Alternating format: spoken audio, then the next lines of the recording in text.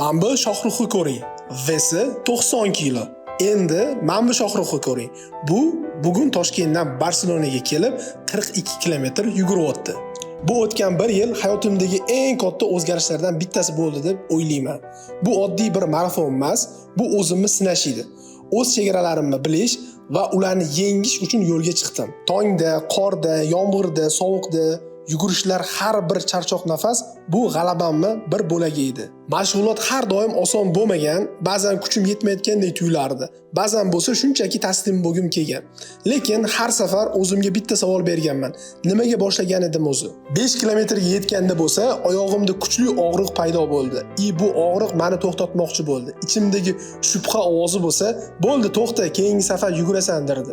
Lekin men to'xtamadim. Chunki bu marafon emas, bu meni hayotim edi. Har bitta odamning o'z marafoni bor. Har bir qadam hayotdagi tanlov. Og'riq bilan, lekin ishonch bilan yugurdim. Meni oldinga siljitgan narsa mukofot emas edi. Bu o'zimga bergan va'dam edi. Men so'zimni buza olmasdim. Finish chizig'ini kesib o'tishim bilan to'xtab orqamga qaradim.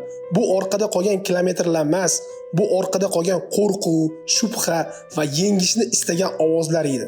Men marafonni tugatdim va bu men uchun yangi bosqich edi. Bu medal shunchaki temir emas, men uchun bu medal iroda, sabr va ishonch ramzi bo'lib qoladi.